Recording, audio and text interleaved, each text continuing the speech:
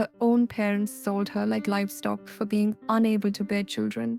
But when the ancient vampire lord saw her tears in his gothic manner, he knew he had found the mother his 3 orphaned mortal wards desperately needed. In a world where darkness and light collide, sometimes the greatest love stories are written in blood and moonlight. The rain lashed against the windows of the crumbling Victorian manor like skeletal fingers seeking entry, while lightning illuminated the Gothic spires that pierced the storm-darkened sky.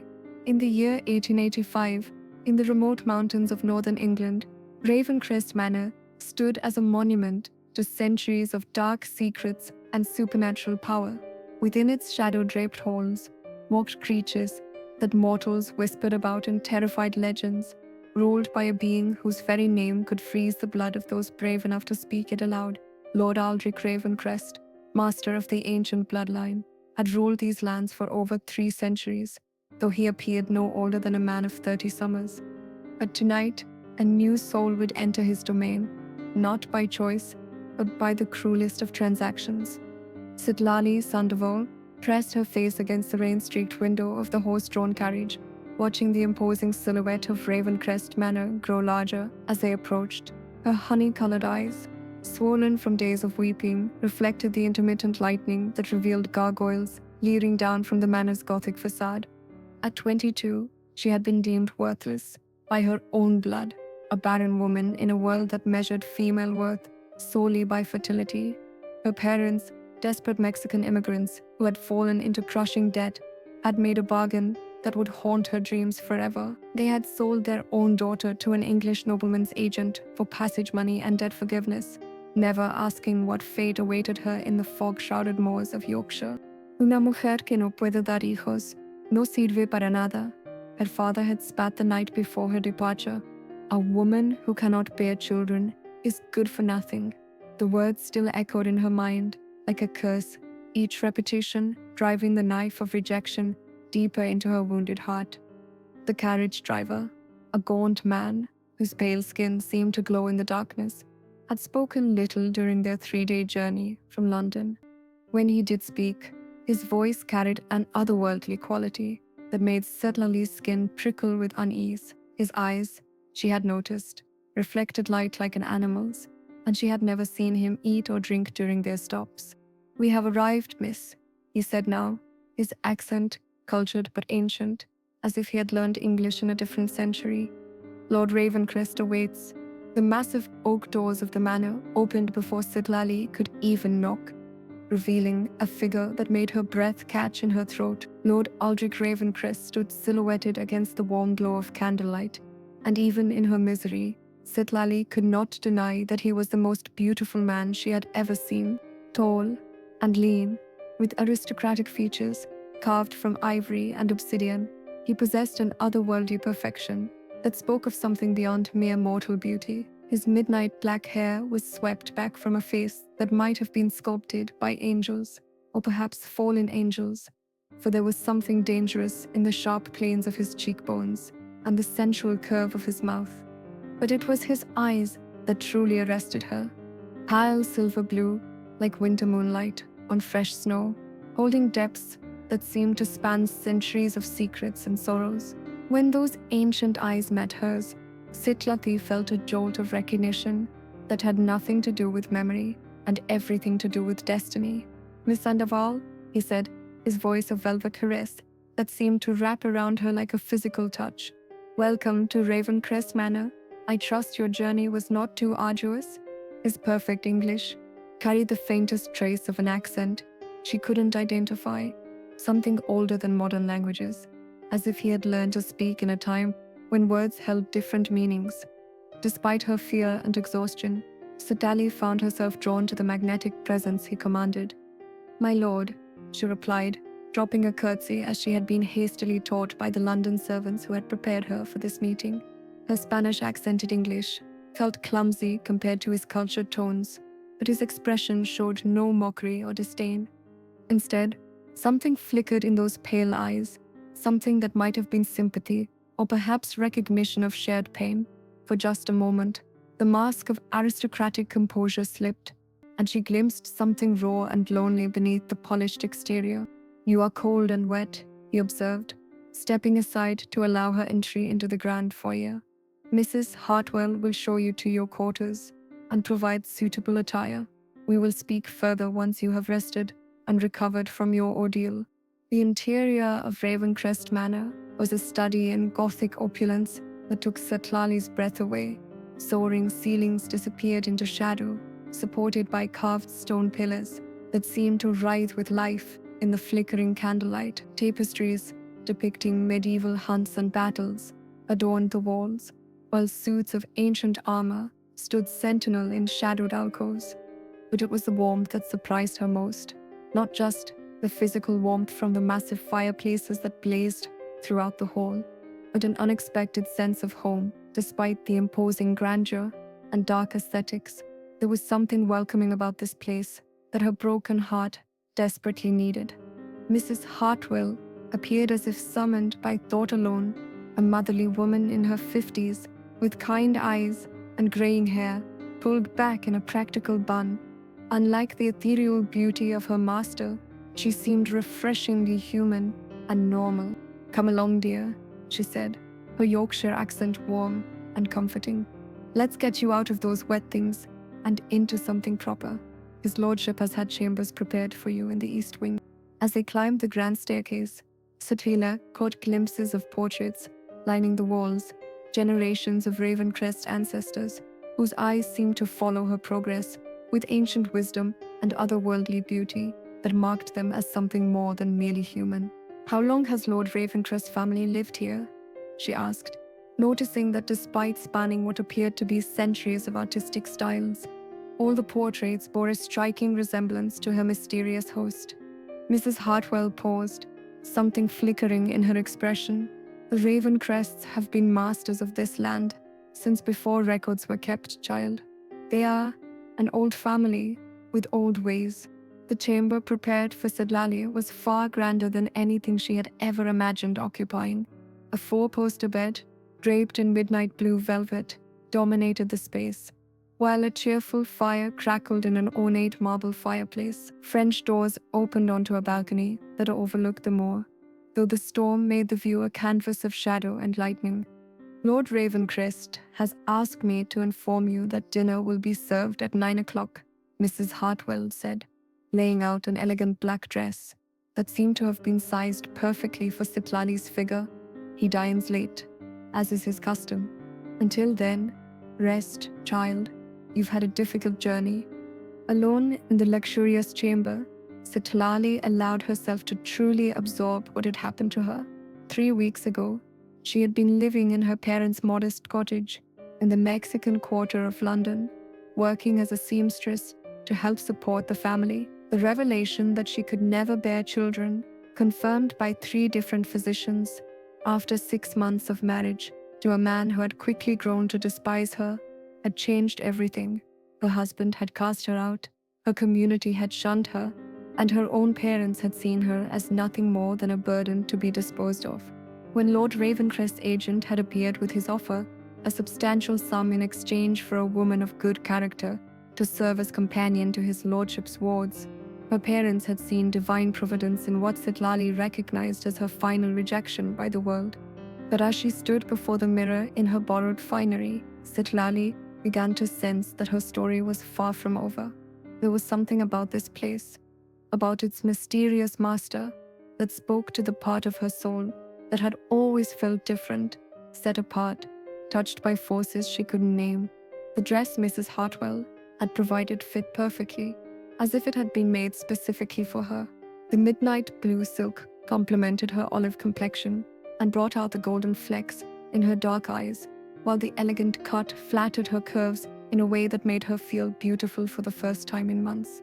When 9 o'clock chimed from the grandfather clock in the hallway, Sitlali made her way to the dining room, guided by the soft glow of candles that seemed to light themselves as she approached. The dining hall was smaller than the grand foyer, but no less impressive, with a table that could seat 20 set intimately for 2. Lord Ravencrest rose as she entered, and the sight of him in evening wear nearly made her stumble. If he had been beautiful in his casual attire, he was devastating in formal dress. The black tailcoat emphasized the breadth of his shoulders and the narrow line of his waist, while the crisp white shirt provided a striking contrast to his pale skin and dark hair. "You look lovely, Miss Sandoval," he said, moving to pull out her chair with old-world courtesy. "I hope your chambers are to your satisfaction." "They are more than adequate, my lord," she replied, acutely aware of his proximity, as he seated her. There was something intoxicating about his presence, a magnetic pull that made her want to lean closer, to lose herself in those ancient eyes. The meal that followed was unlike anything Sitlali had ever experienced. Course after course of exquisite food appeared, served by silent footmen who moved with the same ethereal grace as the carriage driver. Lord Ravencrest proved to be an engaging conversationalist, drawing her out with questions about her life, her dreams, her thoughts on literature and art. What struck her most was how he listened, not with the patronizing attention of a man humoring a woman, but with genuine interest, as if her opinions and experiences held real value. For the first time since learning of her barrenness, Sitlali felt like she was being seen as a complete person, rather than just a failed vessel for childbearing. "Tell me," he said, as they shared a dessert of chocolate mousse that was surely created by angels. "What did you hope for before your circumstances changed?" The question was delicately phrased, but Sitlali understood what he was asking. "I wanted to matter," she said quietly, surprising herself with her honesty. "I wanted to create something beautiful, something lasting. I thought that would be children." But she trailed off, unable to voice the cruel words that had been thrown at her. "But perhaps," he said softly, "you were meant to create something else entirely, something that requires not the ability to bear life, but the courage to nurture it." Before Sitlali could ask what he meant, the sound of running feet echoed through the hall, followed by a child's voice calling, "Uncle Aldric, Uncle Aldric." We heard the carriage arrive. 3 children burst into the dining room with the reckless energy of youth. 2 girls and a boy, ranging in age from perhaps 6 to 10 years old. They stopped short when they saw Sitlali, their eyes wide with curiosity and something that looked remarkably like hope. "Children," Lord Ravencrest said, though his stern tone was belied by the obvious affection in his expression. "What have I told you about disturbing dinner guests?" "But uncle," said the eldest, a girl with copper curls and bright green eyes. "Mrs. Hartwell said she might be our new governess. The lady who's going to help take care of us." Sitlali felt her heart contract at the naked longing in the child's voice. These 3 had clearly been without proper maternal care for some time, and their need called to something deep in her soul, the same instinct that had made her barrenness feel like such a profound loss. "Perhaps," said Lord Ravencrest carefully, "we should allow Miss Sandoval to meet you properly before making such assumptions. Children, this is Miss Sitlali Sandoval. Miss Sandoval, may I present Lady Evangeline Fairfax, Master Thomas Fairfax, and Lady Catherine Fairfax, my wards." The formality of the introduction couldn't hide the fact that these 3 children were desperately in need of love and guidance. Evangile, the eldest, carried herself with a poise that seemed too mature for her years. Thomas, perhaps 8 years old, had the serious demeanor of a boy forced to grow up too quickly, and little Catherine, barely 6, clutched a worn doll with the fierce protectiveness of a child who had lost too much already. "It's a pleasure to meet you," Sitlali said gently, her natural warmth overriding her nervousness. "What beautiful names you have. Are you really going to stay with us?" Catherine asked, her voice small and hopeful. "We've had 3 governesses this year, but they all left. Mrs. Hartwell says it's because Uncle Aldric is too frightening, but we don't think he's frightening at all." Lord Ravencrest's jaw tightened almost imperceptibly, and Sitlali caught a glimpse of pain in his ancient eyes. Whatever had driven away the previous governesses, it had wounded him as much as it had disappointed the children. "I think," Sitlali said carefully, "that anyone who would abandon children in need of care is the one who should be frightened of their own cowardice."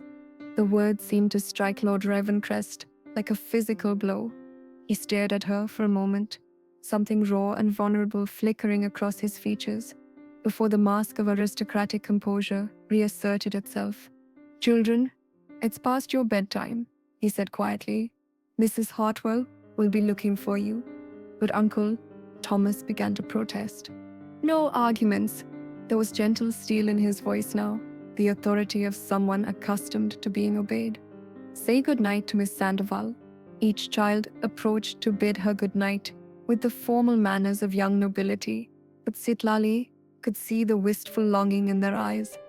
They wanted so desperately to be loved, to have someone who would stay, someone who would see them as more than obligations to be managed. When they had gone, escorted away by a smiling Mrs. Hartwell, Lord Ravencrest turned back to Sitlali with an expression she couldn't quite read. "I should explain," he said, his voice carefully neutral. "The Fairfax children are my responsibility due to family obligations. Their parents died in a carriage accident 2 years ago, leaving them in my care. Unfortunately, their needs require more attention than I am equipped to provide." There was something he wasn't telling her, layers of meaning beneath his formal words. But Sitlali sensed this wasn't the time to probe deeper. Instead, she focused on what seemed most important. "They're lovely children," she said sincerely. "Intelligent, well-mannered, but clearly in need of affection and stability." "How long have they been without a proper governess?" 3 months, he admitted. The previous candidates found the atmosphere of Ravencrest Manor unsuitable for their temperaments. Sitlali studied his face, noting the careful way he chose his words, the slight tension in his posture that suggested he was prepared for her to flee as well. "What is it about this place that frightens people so much?" For a long moment, he was silent, and she thought he might not answer. Then, as lightning illuminated the windows and thunder rolled across the moor, he met her eyes with an intensity that seemed to pierce her very soul. "I am not what I appear to be, Miss Sandoval. This house holds secrets that would shatter the minds of most mortals. The children in my care are innocent, but they live surrounded by forces that civilized society would consider abhorrent."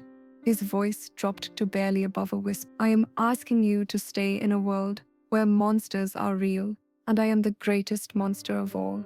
Instead of the fear he clearly expected, Sitlali felt something else entirely, a recognition that resonated in her bones, a sense that she had finally found the place where she belonged. "My lord," she said quietly, "I have been called defective, worthless, cursed by God himself for my inability to fulfill what others saw as my only purpose.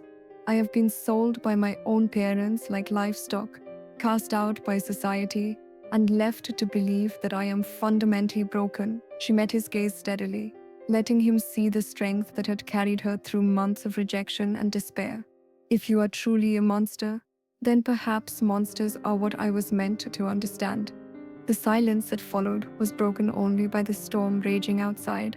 But in that silence, something shifted between them. Lord Ravencrest's carefully maintained distance cracked, revealing glimpses of the man beneath the mysterious facade, lonely, burdened by secrets, carrying responsibilities that had isolated him from all human connection. "You may find," he said at last, "that understanding monsters is more dangerous than fearing them." "And you may find," she replied, with a smile that transformed her entire face, "that some women are stronger than they appear, especially when they have finally found something worth fighting for." Neither of them yet realized that her words were prophecy as much as promise, or that the forces that had brought her to Ravencrest Manor were far more complex than simple human desperation. In the supernatural world that existed beyond mortal perception, certain destinies could not be denied, and some meetings were written in stars older than human civilization. As the clock struck midnight and Lord Ravencrest escorted her back to her chambers with old-world courtesy, Sitlali felt the first stirrings of something she had thought lost forever. Hope. The children needed her. That much was clear. But more than that, she sensed that Lord Ravencrest himself needed someone who could see past the darkness to the man beneath. She was no longer Sitlali Sandoval, the barren woman sold by her parents. In this Gothic manor, surrounded by secrets and shadows, she had the chance to become someone new, someone whose worth wasn't measured by her ability to bear children, but by her capacity to nurture the souls that had been entrusted to her care. What she didn't yet know was that Lord Aldric Ravencrest was about to face the greatest challenge of his 3 centuries of existence.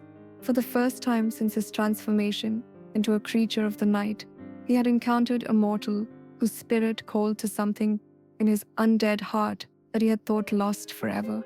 The capacity for love that transcended the boundaries between life and death. The next morning dawned grey and misty, with weak sunlight struggling to penetrate the heavy clouds that perpetually shrouded the Yorkshire moors. Sitlali woke to the sound of children's voices drifting through her windows, a sound so full of life and energy that it immediately lifted her spirits despite the gloom of the weather. She dressed carefully in another of the gowns that had mysteriously appeared in her wardrobe, this one a deep forest green that complemented her coloring beautifully. As she made her way downstairs, she marveled again at the way the manor seemed to anticipate her needs, candles lighting themselves as she approached, doors opening at just the right moment, a sense of being welcomed that was both comforting and slightly unnerving. The children were in the morning room, ostensibly taking breakfast, but actually engaged in what appeared to be an animated debate about the proper way to construct a fort using dining room chairs and table linens. Mrs. Hartwell presided over the chaos, with the patient smile of a woman long accustomed to the creative distractions of youth. Miss Sandoval, Evangeline spotted her first, dropping her makeshift banner to rush forward with unguarded enthusiasm. "You're still here," Mrs. Hartwell said. "You might have left in the night like Miss Pembridge did." "Miss Pembridge?" Sitlali asked, accepting a curtsy from Thomas and a shy hug from little Catherine. "The last governess," Thomas explained, with a serious demeanor that seemed to characterize his approach to the world. "She ran away after only 3 days. She said Uncle Aldric had unnatural appetites and that the house was cursed by evil forces. She was a silly woman," Catherine declared with 6-year-old certainty. "Uncle Aldric reads us stories and lets us stay up late sometimes to watch the stars. That's not evil at all." Mrs. Hartwell caught Sitlali's eye and shook her head slightly, clearly indicating that there were layers to the story that couldn't be discussed in front of the children. But Sitlali was already forming her own opinions about the previous governesses, women who had seen only the dark Gothic atmosphere and mysterious nature of their employer, without bothering to notice the genuine care he showed for his young wards. "Well," Sitlali said, settling into a chair that Thomas gallantly pulled out for her, "I find that people often fear what they don't understand. Perhaps Miss Pembridge simply wasn't brave enough for life at Ravencrest Manor." "But you are, aren't you?" Evangeline asked hopefully. "You're brave enough to stay with us?" Looking at the 3 upturned faces, so young, so hopeful, so desperately in need of stability, Sitlali felt her heart make a decision that her mind was still catching up to. "Yes," she heard herself say, "I'm brave enough." The children's delighted cheers were interrupted by a soft cough from the doorway. Lord Ravencrest stood there, impeccably dressed, despite the early hour. Though Sitlali noticed he remained in the shadows, just beyond the reach of the sunlight streaming through the windows. "Good morning, Miss Sandoval," he said, his voice carrying that same velvet quality that had captivated her the night before. "I trust you slept well?" "Very well, thank you." She rose to curtsy, noting how his pale eyes seemed to take in every detail of her appearance with an intensity that made her skin tingle. "Your home is quite restful." Something flickered in his expression at her choice of words, surprise, perhaps, or gratitude that she had called his manner restful, rather than the cursed or unnatural descriptions previous governesses had apparently favored. "Uncle Aldric," Catherine piped up. "Miss Sandoval says she's brave enough to stay with us. Isn't that wonderful?" "Indeed it is, little one." His gaze never left Sitlali's face, and she felt as if he were looking directly into her soul, reading thoughts she hadn't even formed yet. "Miss Sandoval, might I have a word with you privately? There are certain arrangements we should discuss." Sitlali nodded, following him from the morning room into what appeared to be his private study. The room was lined floor to ceiling with ancient books, their leather bindings bearing titles and languages she couldn't identify. A massive desk dominated the space, its surface covered with papers that seemed to be written in the same archaic scripts as the book spines. But it was the paintings that truly caught her attention. Not portraits, this time, but landscapes that seemed to move and shift when she wasn't looking directly at them. Scenes of misty forests where shadows moved independently of their owners, moonlit gardens where flowers bloomed in impossible colors, and distant mountains that seemed to touch, not the sky but some other realm entirely. "Please, sit," Lord Ravencrest said, gesturing to a chair beside the fireplace. He moved to pour something from a crystal decanter into 2 glasses, offering her one before taking his own position across from her. The liquid was dark red, almost like wine, but with an otherworldly shimmer that caught the firelight. Sitlali sipped cautiously, expecting alcohol, but finding instead a taste like concentrated sunlight and summer berries, warming and energizing in a way that seemed to reach her very soul. "What is it?" she asked, studying the remaining liquid with fascination. "An old family recipe," he replied, with a slight smile that didn't quite reach his eyes. "It helps fortify one's constitution for dealing with the unusual aspects of life at Ravencrest Manor." Before she could ask what he meant by that cryptic statement, he continued in a more serious tone. "Miss Sandoval, I want to be entirely clear about what I am offering you and what I expect in return. The children need more than just a governess. They need someone who can provide maternal guidance, emotional stability, and protection from influences that might seek to harm them." "What kind of influences?" Lord Ravencrest was quiet for a long moment, studying the fire as if it held answers to questions he wasn't sure how to ask. "The Fairfax children are not entirely ordinary," he said finally. "The bloodline carries certain gifts that make them valuable to those who would exploit such abilities for their own purposes." "What kinds of gifts?" "Evangeline has the sight. She can perceive things that exist beyond normal human vision. Thomas possesses an unusual affinity for communicating with animals and understanding their thoughts.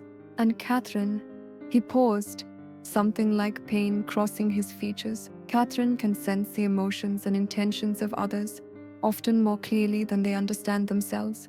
Sitlali absorbed this information, fitting it together with her observations of the children's behavior. Evangeline's precocious maturity, Thomas's serious demeanor, Catherine's uncanny ability to read adult moods. It all made sense if they were dealing with supernatural awareness that set them apart from other children.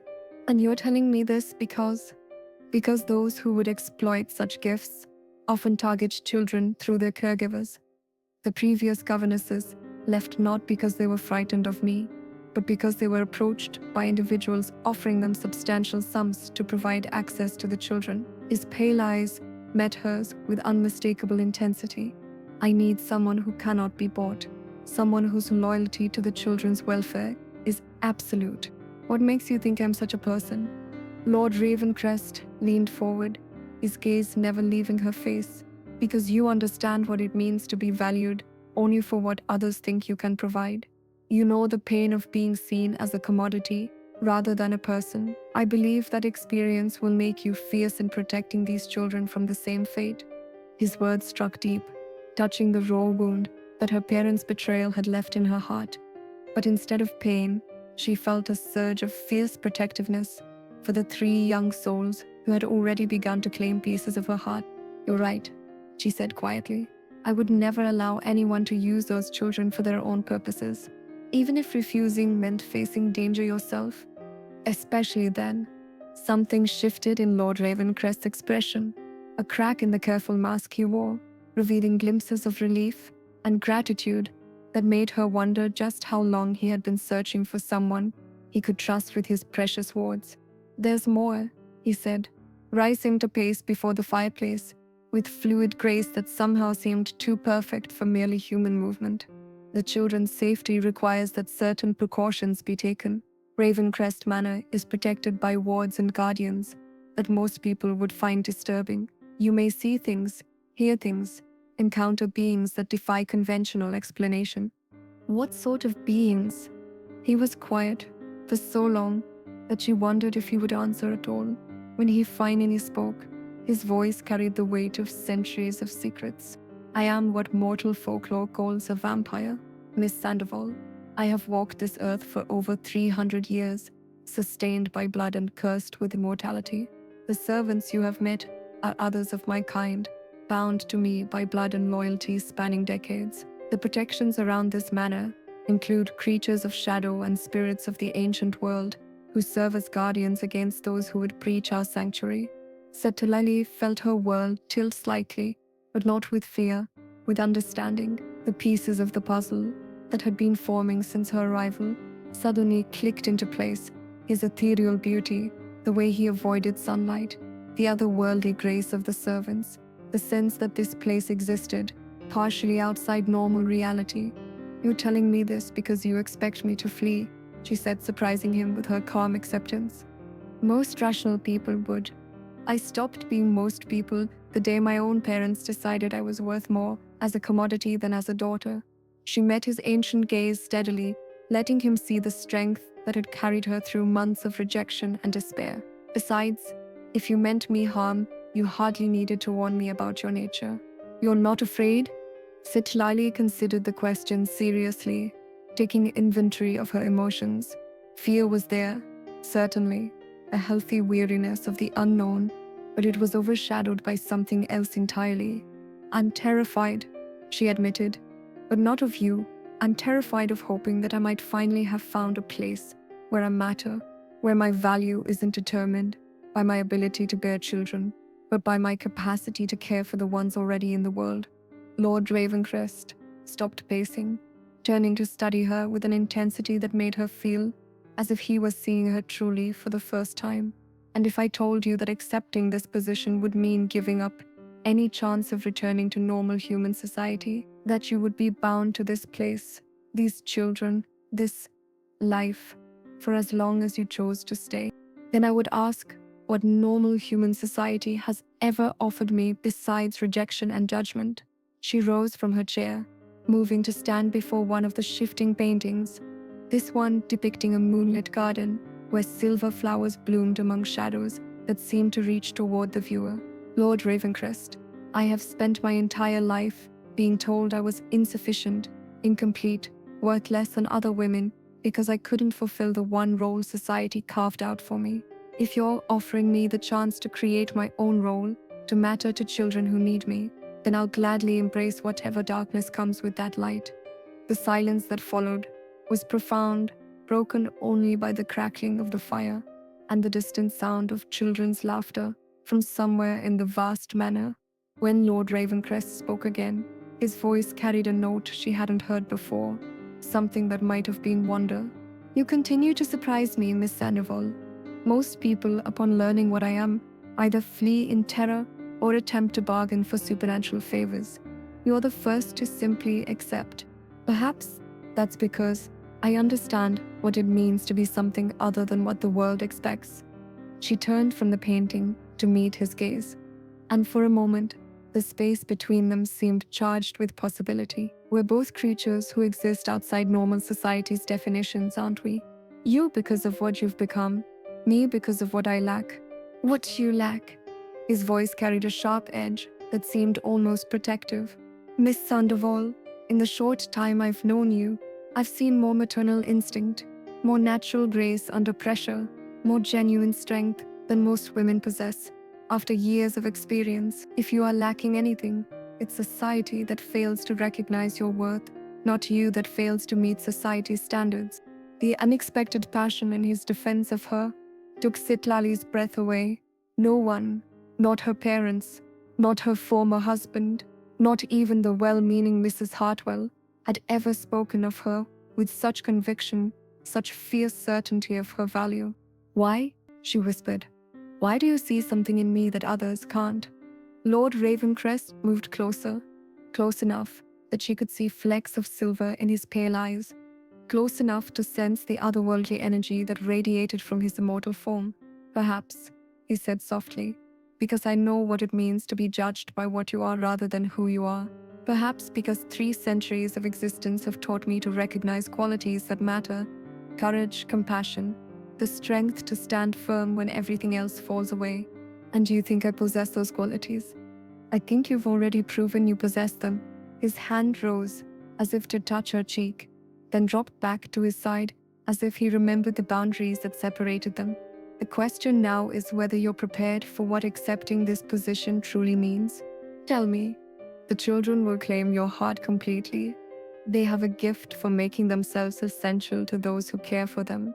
You will find yourself willing to face any danger, fight any enemy, sacrifice anything to protect them. His pale eyes searched her face intently.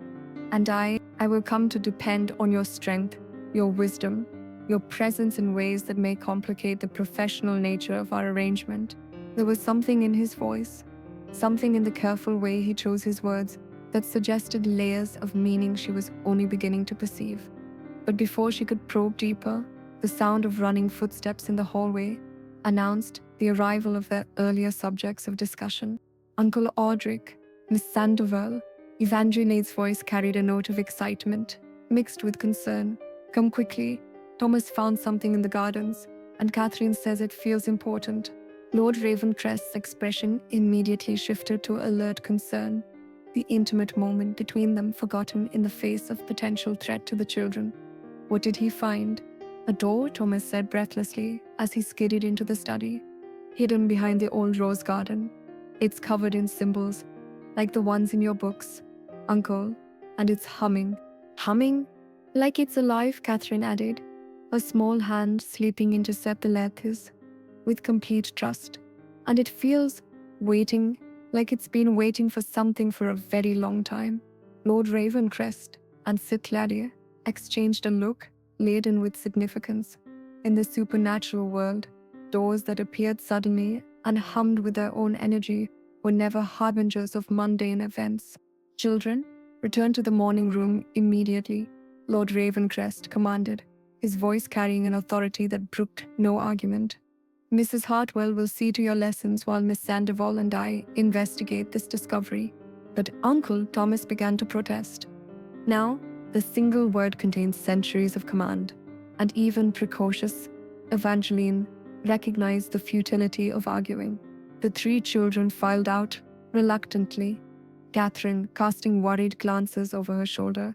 As they departed, when they were alone, Lord Ravencrest moved to a cabinet filled with items that clearly predated the Victorian era. He selected several objects that looked like a cross between scientific instruments and mystical talismans, tucking them into his coat with practiced efficiency.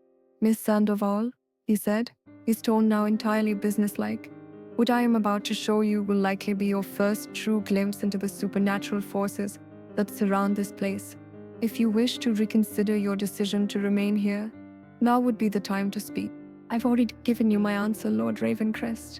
She lifted her chin with quiet determination. Lead the way. The rose garden lay at the rear of the manor, accessed through French doors that opened from the conservatory. What had once been a formal garden was now wild and overgrown, with roses that bloomed in colors that shouldn't exist, deep purple petals that seemed to absorb light, silver blooms that glowed with their own luminescence, and climbing vines that reached toward the sky with an urgency that suggested conscious desire rather than mere phototropism. But it was the door that truly captured Sitlali's attention, set into what appeared to be a hillside, but was clearly something more substantial. The ancient oak portal was covered in symbols that seemed to shift and change. When she wasn't looking directly at them, the wood itself appeared to be alive, its surface rippling slightly as if it were breathing. And it was indeed humming, a low, musical tone that seemed to resonate in her bones, calling to something deep in her soul that she hadn't known existed. How long has it been here? She asked, fighting the strange urge to approach and press her palm against the living wood. It hasn't. Lord Ravencrest circled the door cautiously, the instruments in his hands glowing with eldritch light as they detected supernatural emanations. This door appears only when certain conditions are met, when specific individuals are present who might fulfill its requirements. What requirements? That, I'm afraid is what we need to determine. He paused in his examination, meeting her eyes with an expression that mixed concern with something that might have been anticipation. Miss Sandoval, doors like this are passages between worlds. They appear when the barriers between realms grow thin, usually in response to strong emotions or significant life changes. You think my arrival caused this? I think, he said carefully, that your arrival may have been the final element needed to activate something that has been waiting for the right moment for a very long time. The door's humming grew slightly louder, and the symbols carved into its surface began to glow with soft golden light that matched the warm honey color of Sitlali's eyes. As if responding to her presence, the ancient portal seemed to pulse with new life. It's reacting to you, Lord Ravencrest observed, his voice carrying wonder and weariness in equal measure. Miss Sandoval, I need you to step back while I... His words were cut off as the door swung open with a sound like distant music. Beyond the threshold lay not the interior of a hillside, but a vista that took their breath away. A realm of eternal twilight, where silver trees bore fruit that sparkled like stars, and creatures of pure light danced through meadows of flowers that chimed softly in harmonious melodies. But it was the figure approaching through this otherworldly landscape that made Lord Ravencrest instinctively move to shield Sitlali with his body. The woman who emerged from the realm beyond was beautiful in the way that ancient things are beautiful, timeless, terrible, and utterly inhuman. Her hair flowed like liquid moonlight. Her skin held the translucent quality of finest porcelain, and her eyes were the deep violet of twilight skies. She wore robes that seemed woven from shadows and starlight, and when she moved, reality itself seemed to bend around her presence. Lady Morrowind, Lord Ravencrest said, his voice carefully neutral, despite the tension that radiated from every line of his body. To what do we owe the honor of your presence in the mortal realm, Lord Ravencrest? Her voice was like silver bells ringing across vast distances, beautiful and otherworldly. How delightfully unchanged. You remain, even after all these years, still playing guardian to mortal children, I see. The Fairfax children are under my protection, he replied evenly, as are all who dwell within Ravencrest Manor. Lady Morwin's violet gaze shifted to Sitlali, and she felt as if she were being evaluated by forces beyond human comprehension. Ah, but it is not the children who have called me here, Vampire Lord. It is this one, this mortal woman, whose heart carries echoes of powers, long dormant. I don't understand, Sitlali managed, finding her voice, despite the otherworldly presence that made her feel insignificant and infinite simultaneously. No, child, you do not, but you will. Lady Morlin stepped fully into the mortal realm, and the very air around her shimmered with magic that made Sitlali's skin tingle. You carry the bloodline of the stellar witches, women who were born to bridge the gap between mortal and fey realms. The curse that prevents you from bearing mortal children is not a punishment, but a redirection of your essential nature. Stellar witches? Lord Ravencrest's voice carried sharp interest. That bloodline was thought extinct. Thus, yes, but magic has a way of preserving itself through the most unlikely vessels. Lady Morwin approached Sitlali with fluid grace, studying her with eyes that seemed to see past flesh and bone to the spirit beneath. Your grandmother knew, didn't she, child? She tried to teach you, but fear and the dominant culture's rejection of the old ways buried the knowledge. Sitlali's mind reeled as half-remembered fragments suddenly coalesced into understanding. Her grandmother's herbal remedies that worked too well to be mere folk medicine. The way animals had always trusted her instinctively. The dreams of otherworldly places that had haunted her since childhood. The sense of being fundamentally different from other women, set apart by forces she couldn't name. What does this mean? She whispered. It means, Lady Morrin said, with a smile that held both kindness and terrible knowledge, that your barrenness in the mortal realm is balanced by extraordinary fertility in the realm of magic. You cannot create human life because you are meant to nurture supernatural existence, to serve as mother and guardian to those who exist between worlds. Lord Ravencrest stepped closer to Sitlali, his protective instincts clearly aroused by the Fair Lady's revelations. Lady Morwyn, if you're suggesting what I think you're suggesting, I am suggesting nothing, Vampire Lord. I am stating fact. The Fae woman's voice carried the authority of eons. The Fairfax children are not entirely mortal. Their gifts mark them as part Fae, though their human blood dominates. They need a guardian who can guide them through the awakening of their supernatural heritage, someone who understands the pull between worlds. And you believe Miss Sandoval is that guardian? I know she is. Lady Morrowind turned back to Sitlali, her expression softening with something that might have been maternal affection. Child, you have spent your life feeling incomplete because you could not fulfill mortal expectations. But you were never meant for mortal limitations. Your heart calls to the children already, doesn't it? Not with human maternal instincts, but with something deeper, the recognition of kindred souls who exist outside normal boundaries. It was true. From the moment she had seen Evangeline, Thomas and Catherine, Sitlali had felt a connection that went beyond mere sympathy for orphaned children. She had recognized something of herself in their otherworldly awareness, their sense of being different from other children. What are you asking of me? She said quietly. Nothing that your heart doesn't already know. It wants to give, Lady Morwen replied. Love these children as your own, not despite their supernatural nature, but because of it. Guide them as they grow into their abilities. Protect them from those who would exploit their gifts. And in doing so, fulfill the purpose your bloodline has carried for generations.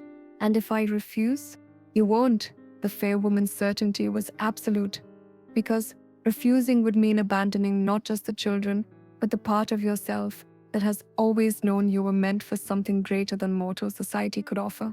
Lord Ravencrest moved to stand beside Sitlali, his presence solid and reassuring in the face of otherworldly revelations that threatened to overwhelm her mortal understanding. Miss Sandoval, whatever you decide, you have my support. But Lady Morwen is not known for making such offers lightly. If she says you are meant for this role, the probability is high that she speaks truth. The Vampire Lord is correct, Lady Morwen acknowledged with a nod toward it. Aldric, though he may not realize the full scope of what I offer, accepting guardianship of the Fairfax children will awaken your dormant abilities fully. You will become what your bloodline was always meant to be, a bridge between worlds, a protector of those who exist in the spaces between mortal and magical realms. Will I still be human? You will be more than human, but not less. Lady Morwen's smile held infinite compassion for Sitlali's fears. Your lifespan will extend to match your charge's needs. Your abilities will grow to meet the challenges they face. You will gain the power to protect not just through love, but through magic that responds to maternal will. The offer was everything Sitlali had never dared dream of. Purpose, power, the chance to matter in ways she had never imagined possible. But it was also terrifying in its scope, demanding that she abandon everything she had thought she knew about herself and the world. How long do I have to decide? The door will remain open until sunset tomorrow, Lady Morwen replied. But child, your heart has already decided. You simply need the courage to acknowledge what you've known since you first saw those children, that you would do anything to protect them, become anything necessary to ensure their safety and happiness. As if summoned by the mention of them, the sound of children's voices drifted from the manor, Evangeline calling for Miss Sandoval to come see something wonderful, Thomas asking if she would like to meet his favorite horse, Catherine wondering if she could show her the secret garden where the unusual flowers grew. The sound of their voices, so full of hope and trust, made Sitlali's decision for her. I accept, she said, her voice steady, despite the magnitude of what she was committing to. I'll be their guardian, their protector, whatever they need me to be. Lady Morwen's smile was radiant as a sunrise, and the very air around them seemed to sparkle with released magic. Then let it begin. She raised her hand, and Sitlali felt power flow through her like warm honey, awakening abilities that had slumbered in her bloodline for generations. Suddenly, she could sense the life force of every creature in the garden, could feel the pulse of magic that ran through the very stones of Ravencrest Manor, could perceive the threads of connection that bound her to the 3 children whose welfare was now her sacred charge. The children will sense the change, Lady Morrowind warned. Their gifts will recognize your awakening and respond accordingly. Be prepared for their abilities to grow stronger in your presence. Will they be frightened? They will be joyous, Lord Ravencrest said softly, his pale eyes filled with something that might have been relief. They have been waiting their entire lives for someone who could truly understand what they are. Lady Morrowind began to retreat toward the mystical door, her form already becoming translucent, as she prepared to return to her own realm. Remember, child? Love is the greatest magic, and it is love that will guide you through whatever challenges lie ahead. Trust your instincts, protect your charges, and know that you are no longer alone in this world or any other. The door began to close, but before it sealed completely, Lady Morrowind offered one final piece of counsel. And Vampire Lord, your role in this tale is far from finished. The Guardian will need guidance of her own, and you may find that protecting others leads to healing wounds you thought permanent. With that cryptic message, she disappeared, and the door sealed itself with a sound like distant thunder. The symbols on its surface flickered once more, then faded into ordinary wood that looked as if it had been part of the hillside for centuries. In the silence that followed, Sitlali and Lord Ravencrest stood facing each other in the wild garden, both fundamentally changed by what had just occurred. She could feel the new power flowing through her veins, could sense his immortal nature more clearly than before, could perceive the complex web of protective spells that surrounded the manor and its inhabitants. "Are you well?" he asked, his voice carrying genuine concern. "I feel," she paused, trying to find words for the transformation that had just occurred within her very essence. "I feel like I'm finally becoming who I was always meant to be." And the children, as if in response to his question, 3 small figures came running through the garden, their faces alight with excitement and wonder. But now Sitlali could see what she had only sensed before, the shimmer of otherworldly power that surrounded each of them, the way their gifts responded to her awakened abilities, like flowers turning toward the sun.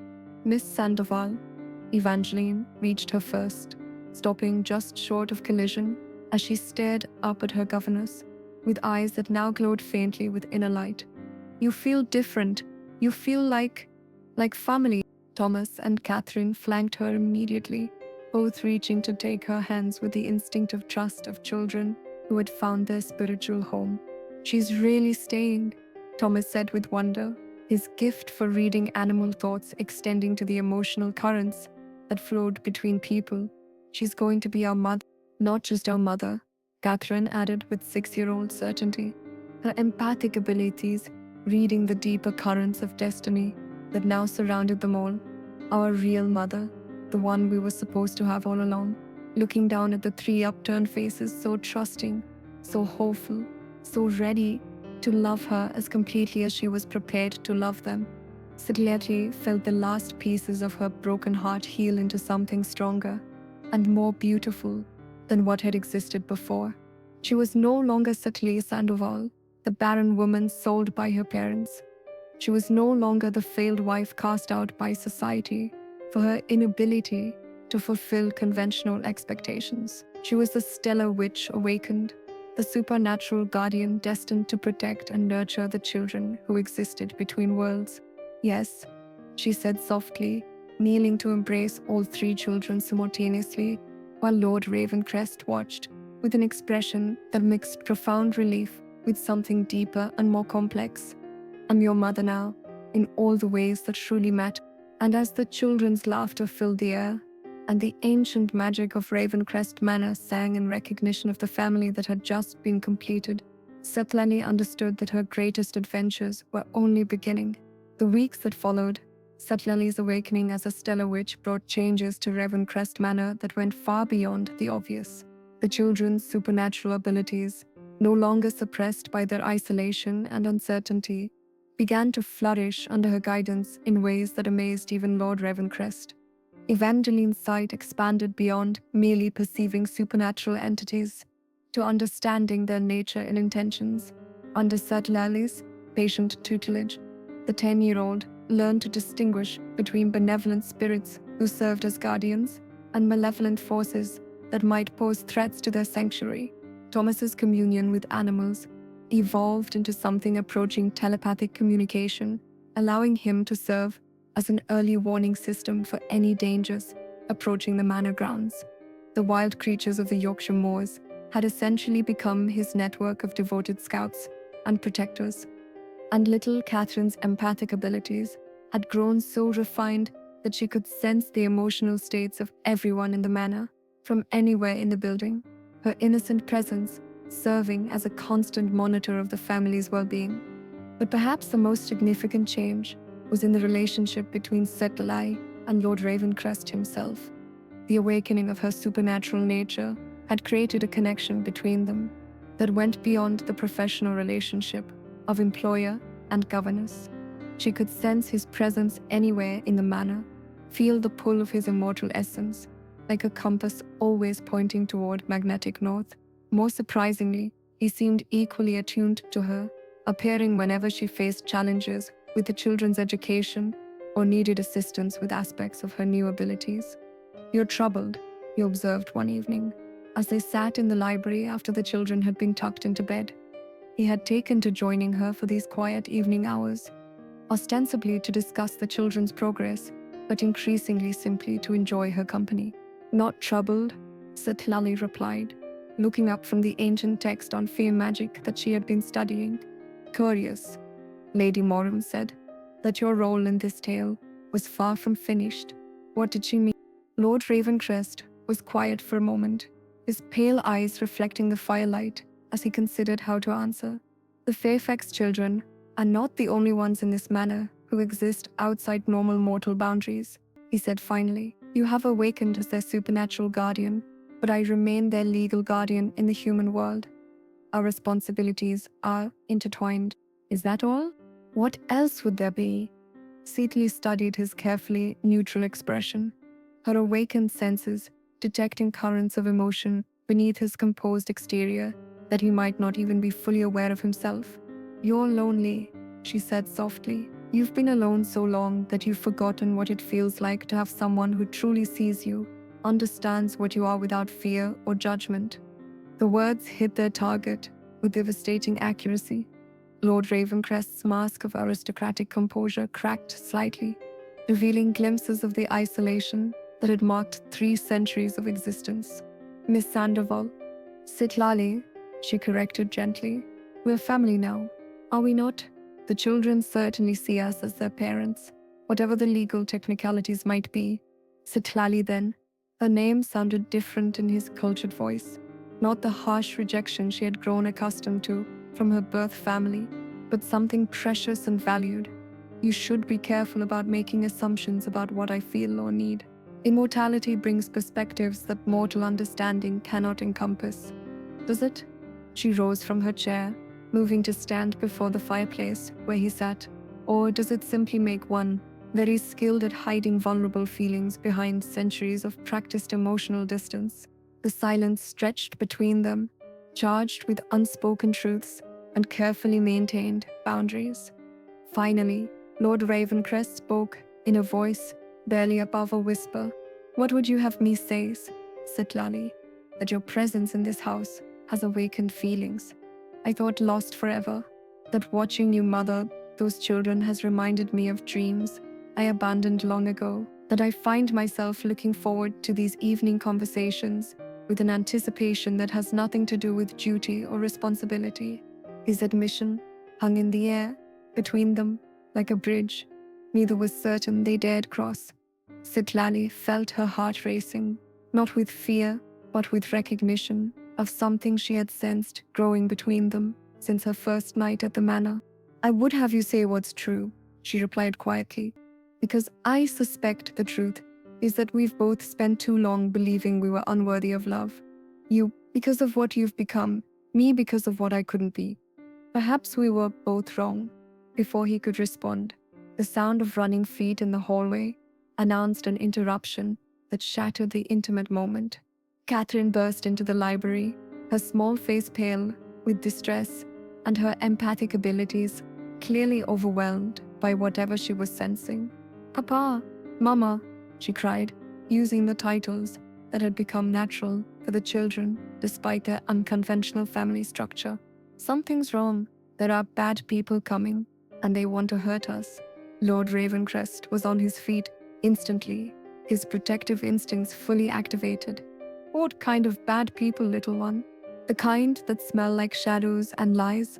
Catherine sobbed, throwing herself into Sitlali's arms.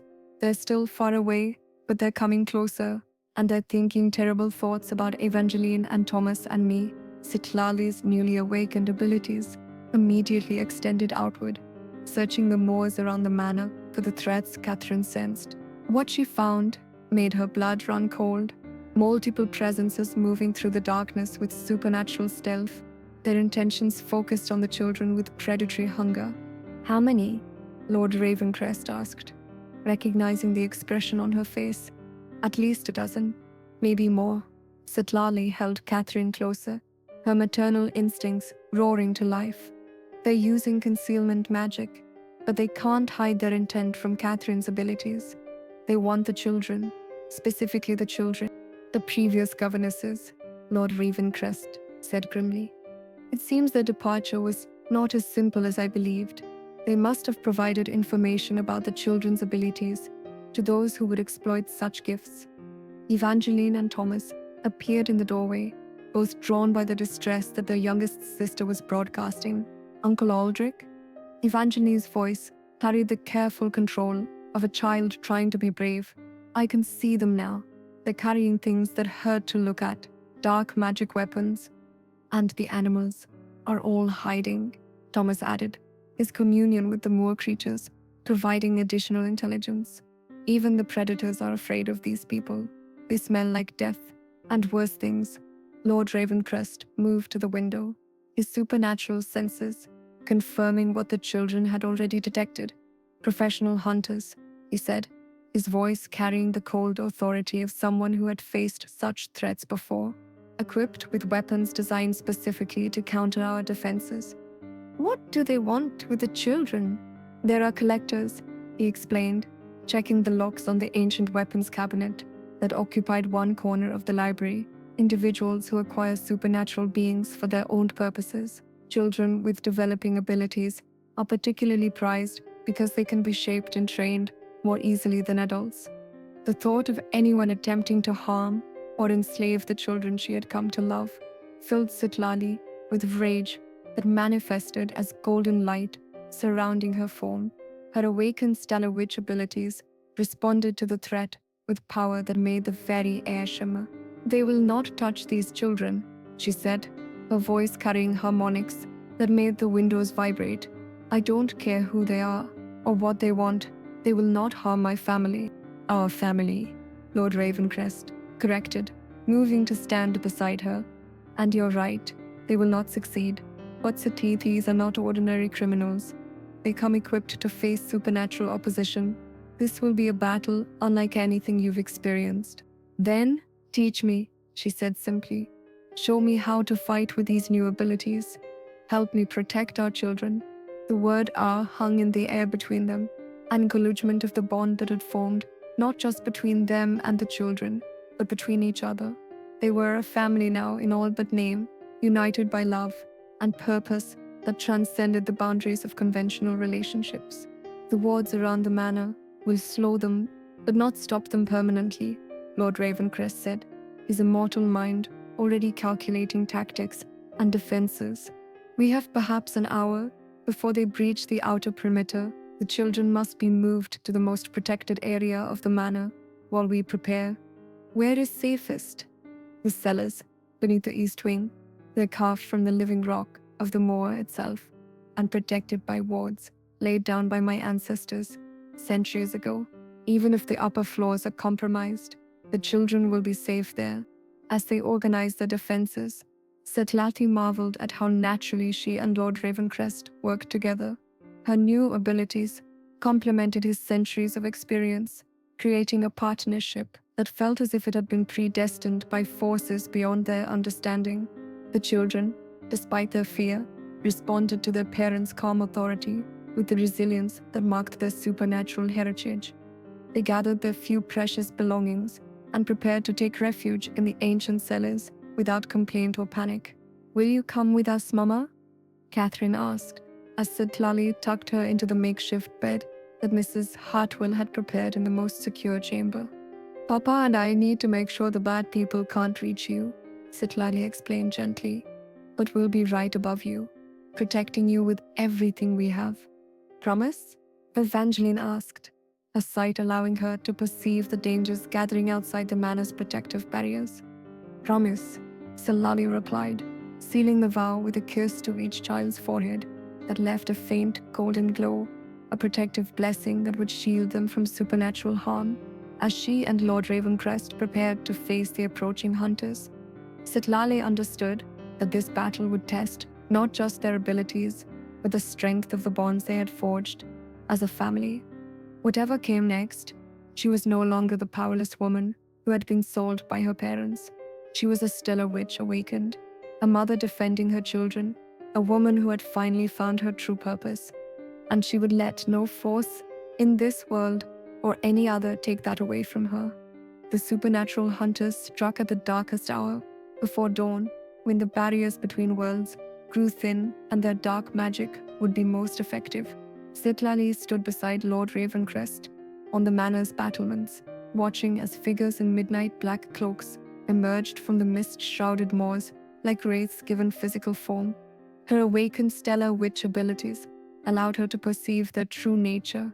These were not mere mortals, equipped with supernatural weapons, but beings who had traded away pieces of their humanity for dark power. Their leader, a tall figure whose face was hidden beneath a hood that seemed to absorb light itself, radiated malevolence that made her soul recoil in instinctive revulsion. "Marcus Villegas," Lord Ravencrest said quietly, his voice carrying the weight of old hatred. "I should have known. You know him? A warlock who has been collecting supernatural beings for over 2 centuries.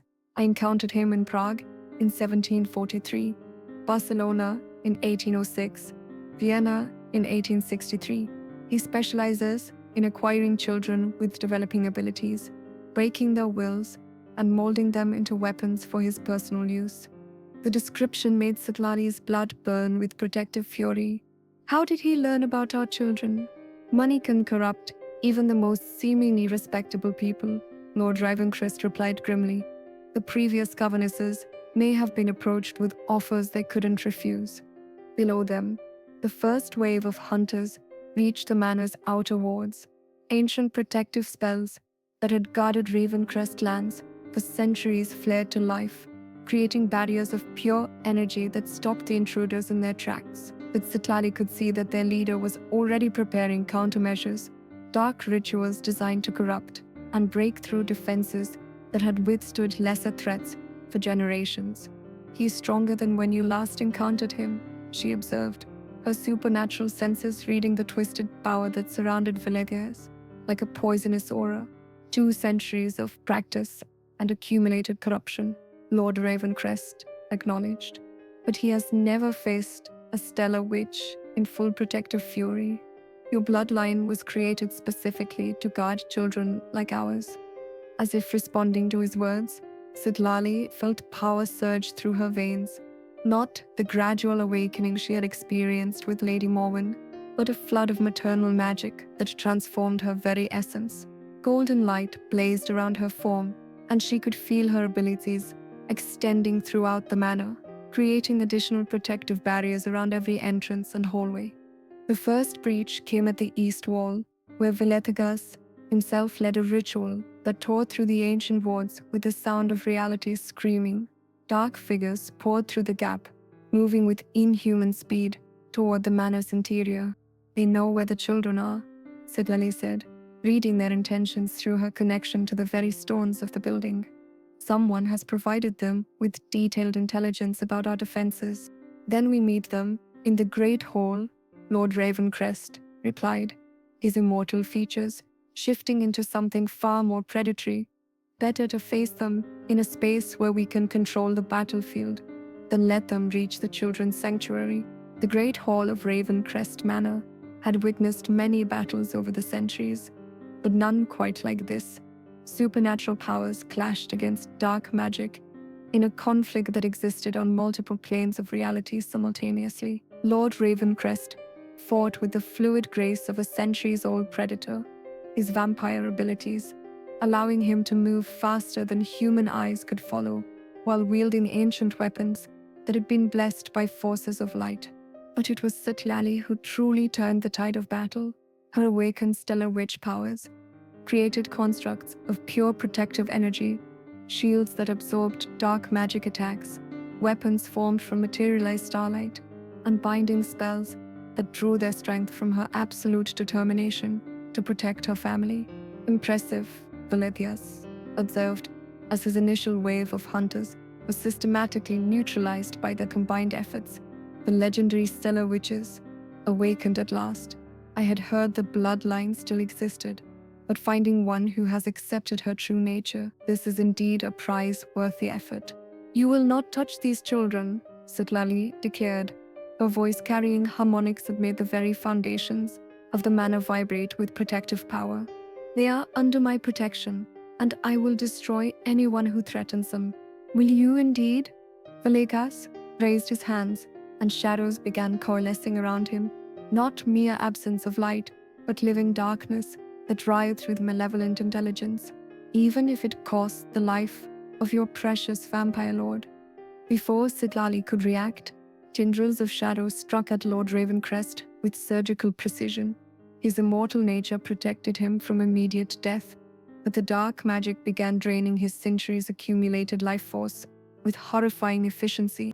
The sight of the man she had come to love being slowly murdered by supernatural forces unleashed something in Sitlali that she hadn't known existed. The careful control she had maintained over her awakened abilities shattered, and raw stellar witch power erupted from her in waves that made reality itself bend and warp. No, she said, and the word carried the authority of cosmic forces. You do not get to hurt my family. You do not get to harm the people I love. You do not get to exist in the same world as my children. What happened next would be whispered about in supernatural circles for centuries to come. Sitlali's protective fury reached beyond the physical realm into the space between worlds, where pure archetypal forces existed.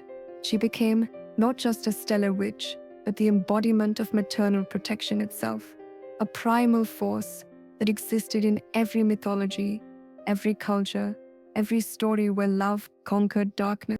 The shadow constructs that had been draining Lord Ravencrest's life force withered and died like plants exposed to killing frost. The remaining hunters found their dark magic powers simply ceasing to function, overwhelmed by protective energy that denied the very possibility of harm coming to the children they sought to capture. Valikas himself, facing the full fury of an awakened stellar witch, defending her chosen family, discovered that 2 centuries of accumulated power meant nothing when confronted by love, given supernatural form. This is impossible, he gasped, as his carefully maintained appearance began to crumble, revealing the corruption that had been eating away at his soul for decades. No single witch possesses such power. You're right, Sitlali replied, her voice now carrying harmonics from realms beyond mortal understanding. No single witch does, but I'm not single. I'm part of a family, connected to children whose gifts amplify my own, bonded to a man whose immortal strength complements my protective abilities, anchored by love that transcends the boundaries between life and death. As she spoke, she could feel the children in their sanctuary below, their developing supernatural abilities, feeding power into her own. She could sense Lord Ravencrest recovering from the shadow attack, his vampire nature healing the damage while his gratitude and growing love strengthened their magical connection. This was what Lady Morwen had meant about her role, extending beyond simple guardianship. She wasn't just protecting the children, she was the keystone of a supernatural family whose combined abilities created something far greater than the sum of its parts. Valikas made one final desperate attempt to salvage his mission, calling upon corrupted spirits and dark entities that owed him service through centuries of binding rituals. But Sitlali was ready for him now, her awakened understanding of her true nature, allowing her to counter his attacks with surgical precision. Your power comes from domination and corruption, she observed as she systematically destroyed the sources of his supernatural strength. Mine comes from love and protection. Guess which one the universe favors.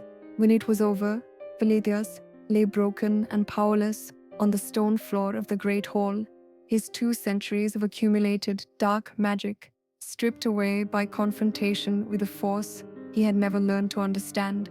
The power of genuine love to create rather than destroy, to protect rather than possess. What do we do with him? Lord Ravencrest asked, having recovered enough to stand beside her as they surveyed the aftermath of the battle. We let him go, Sitlali replied, surprising him with her mercy. Stripped of his power, he's just a broken old man who will spend whatever time remains to him understanding what he lost when he chose domination over connection. That's punishment enough.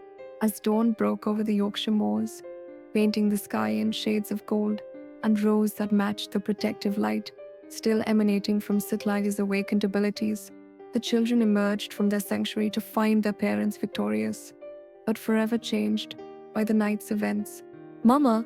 Catherine ran to embrace her, her empathic abilities, reading the depth of love and protection that now surrounded their family like an impenetrable fortress. You feel different again. Stronger. We all feel stronger, Evangeline observed with her characteristic perceptiveness. Like we're not just people living together anymore, but something new, something that belongs together. Thomas, his communion with animals, extending to the emotional currents that flowed between family members, nodded solemnly. The moor creatures know it too. They're not just protecting the manor anymore. They're protecting our pack. Lord Ravencrest watched this exchange with wonder, seeing how the children instinctively understood what had occurred during the battle. They were no longer simply his wards being cared for by a hired governess. They had become a true supernatural family, bound by love and magic in ways that transcended normal human relationships. Yes, he said quietly, his pale eyes meeting Sitlali's with an intensity that made her heart race. We are a pack now, a family in every sense that matters.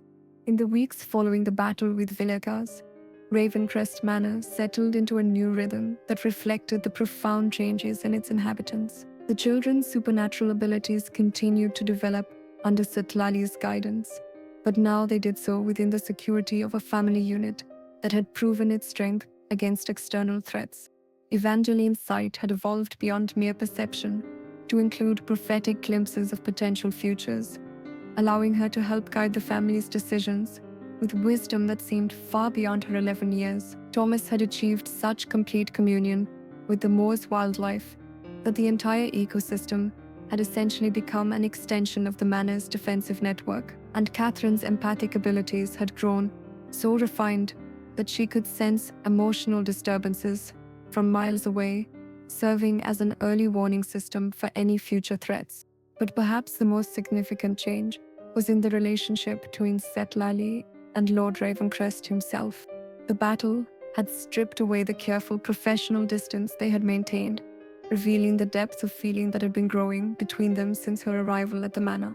When she had seen him nearly killed by Villegas' shadow magic, when she had unleashed her full power to protect him, both had been forced to confront emotions they had been trying to ignore.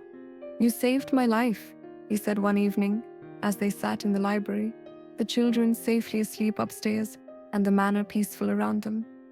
Lord Ravencrest was quiet for a long moment, his immortal features highlighted by the firelight that cast dancing shadows across the room. "The magical bond created during your awakening," he said finally. "It ties us together in ways that go beyond simple attraction or affection. When you channeled power to protect all of us, you created what the old texts call a heart bond, a connection between souls that transcends the boundaries between life and death. And what does that mean, practically speaking?" "It means," he said, his voice dropping to barely above a whisper, "that we are bound to each other for as long as either of us exists. Your lifespan has been extended to match the needs of your charges, but now it's also tied to mine. We will live together, age together, face whatever centuries lie ahead together." The magnitude of what he was telling her should have been terrifying, but Sitlali felt only a profound sense of rightness. "Is that what you want?" she asked quietly, to be bound to me for centuries? Sitlali. He rose from his chair, moving to kneel beside hers with a fluid grace that marked his vampire nature. I have existed for over 300 years, believing that I was incapable of love, that immortality had burned away my capacity for genuine connection. You have proven me wrong in every possible way. He took her hands in his, and she could feel the coolness of his immortal flesh warming under her touch. You have brought light to this manor, love to those children, and life to my dead heart. If the choice were mine to make, I would bind myself to you for all eternity. The choice is yours, she whispered, leaning closer until she could see flecks of silver in his pale eyes. It's ours. We choose each other, choose this family, choose whatever future we build together. When he kissed her, it was with 3 centuries of suppressed longing and the promise of infinite tomorrows. The heart bond between them flared to life, creating a connection so profound that for a moment they were not 2 separate beings, but one soul, existing in perfect harmony. Mama, Papa, Catherine's delighted voice broke the spell as she appeared in the library doorway, her empathic abilities having sensed the emotional climax occurring downstairs. Are you getting married? The happy feelings woke me up. Behind her, Evangeline and Thomas appeared, both grinning with the satisfaction of children whose deepest wishes were coming true. Well? Evangeline asked, with characteristic directness. Are you? Because my sight keeps showing me pictures of Mama in a beautiful white dress and Papa looking happier than I've ever seen him. Lord Ravencrest and Sitlali looked at each other, then at the 3 children who had become the center of their world. The question was simple, but the implications were profound. Not just a marriage between 2 people, but the formal recognition of a supernatural family that existed outside all conventional boundaries. What do you think? Lord Ravencrest asked the children solemnly, treating them as the important family members they were. Should your mama and I make this official? The children's enthusiastic agreement echoed through the ancient halls of Ravencrest Manor, and Sitlali laughed with pure joy as she found herself embraced by the family she had never dared dream she could have. 5 years had passed since that night in the library, when their supernatural family had been formally united and Ravencrest Manor had become a haven unlike any other in the immortal world. Word of the stellar witch who had awakened to protect part Fey children, guided by an ancient vampire lord who had rediscovered love, had spread throughout the supernatural community. Beings from across the mystical spectrum came seeking Chila's guidance.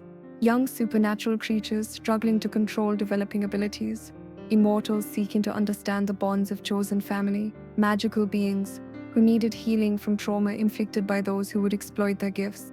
The children, now teenagers, had grown into their abilities with a confidence and wisdom that amazed everyone who knew them. Evangeline, at 16, served as an oracle whose prophetic insights helped supernatural beings across multiple realms. Thomas had become a guardian of the natural world, whose communion with animals and growing things made him invaluable to the conservation of magical creatures. And Catherine, at 11, had developed her empathic abilities to such an extent that she could heal emotional wounds that had festered for centuries. But perhaps the most remarkable transformation was in Lord Ravencrest himself. The lonely immortal who had believed himself incapable of love had become a devoted husband and father whose protective instincts extended far beyond his own family, to encompass any supernatural being who sought sanctuary at Ravencrest Manor. Do you ever regret it? Sitlali asked. One evening as they watched the children practice their abilities in the garden, their laughter echoing across the moors that had become a sanctuary for magical creatures of all kinds. Regret what? Aldric replied, slipping his arm around his wife's waist and marveling, as he did every day, at the warmth and life she had brought to his immortal existence. Giving up your solitary immortal lifestyle for the chaos of family life with a former Barren woman and 3 supernatural teenagers. Aldric turned to face her fully, his pale eyes filled with the love that had only grown stronger over their years together. Sitlali Ravencrest, you are the greatest gift eternity has ever offered me. You transformed my existence from mere survival into something worth celebrating. You showed me that the greatest magic isn't power over others, but the choice to love and protect those who matter most. Even when Catherine accidentally reads the emotional state of everyone in the village during her weekly trips to town, even when Thomas brings home injured dragons that take up residence in our cellars, even when Evangeline's prophecies wake the entire household at 3 in the morning because she's seen something that won't happen for another 50 years. Especially then, Aldric said with a laugh that would have astonished anyone who had known him in his solitary centuries, because that chaos, that noise, that constant challenge to our peace and quiet, that's what love looks like when it's real and alive and growing.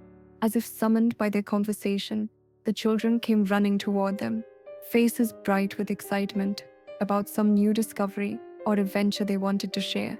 Sitlali opened her arms to embrace all three simultaneously, while Aldric watched with the contentment of a man who had found his true purpose after centuries of searching. "What did you find this time?" Sitlali asked, noting the way all three children practically vibrated with suppressed excitement. "A door," Catherine announced, breathlessly, like the one Lady Morwen came through, but different. "It feels like it's been waiting for someone specific. And my sight says it's connected to your story, Mama," Evangeline added, with the serious tone she used for her most important prophecies. "Something about completing a circle that began when you first arrived at the manor. The animals are excited about it too," Thomas contributed. "They keep saying something about the Star Woman's final gift and the children who will come after." Sitlali and Aldric exchanged a look filled with understanding. After 5 years of marriage, they had learned that the supernatural world rarely left their family alone for long. There were always new challenges, new opportunities to help others, new ways for their bond to grow stronger through shared trials. "Well then," Sitlali said, standing and smoothing her skirts with the decisive movement of a woman who had long ago stopped being surprised by magical complications to her domestic tranquility. "I suppose we should go investigate this door. After all, we wouldn't want to keep destiny waiting." As their supernatural family made its way toward whatever new adventure awaited them, Sitlali reflected on the journey that had brought her to this moment. She had begun as a woman deemed worthless by society, sold by her own parents, and cast out by a world that measured her value solely by her ability to bear children. But that rejection had been the first step toward finding her true purpose. She had become not just a mother, but the mother her chosen children needed. Someone who understood what it meant to exist outside society's boundaries. Someone whose love was strong enough to protect and nurture gifts that ordinary guardians might fear. She had found not just a husband, but a partner whose immortal strength complemented her supernatural abilities perfectly. Together, they had created something unprecedented, a family that existed across the boundaries between mortal and immortal, human and fey, natural and supernatural. And now, approaching whatever new challenge or opportunity lay beyond the mysterious door, Sitlali knew that whatever came next, they would face it together. She was no longer the barren woman sold by desperate parents. She was Sitlali Ravencrest, stellar witch awakened, mother to 3 extraordinary children, wife to an ancient vampire lord who had rediscovered the meaning of love. She was exactly who she was always meant to be. As they reached the door, ancient oak covered with symbols that pulsed with golden light in response to her presence, Sitlali felt the familiar thrill of anticipation that came with each new supernatural challenge. Whatever lay beyond this threshold, she was ready for it. After all, she had love, she had family, and she had finally learned the most important truth of all, that the greatest magic wasn't in the power to create life, but in the courage to choose love over fear, again and again, for all eternity. Together, she asked her family, her hand poised to open the door to their next adventure. Together, they replied, in unison, and stepped forward into whatever wonders awaited them beyond the boundary between worlds. What did you think of Sitlali's transformation from a rejected, barren woman to a powerful, stellar witch and supernatural mother? Her journey shows us that sometimes our greatest perceived weaknesses are actually the foundation for our most extraordinary strengths. Drop your thoughts in the comments below. Hit that like button if this story reminded you that family isn't just about blood, it's about who chooses to love you unconditionally. And subscribe for more dark fantasy romances, where love conquers even the darkest magic. Every week, sometimes, the most powerful magic isn't what we can create from nothing, but what we can build from the ashes of what others thought was worthless. Sitlali's story continues to inspire those who feel different, rejected, or broken, because being different isn't a curse, it's destiny waiting to unfold.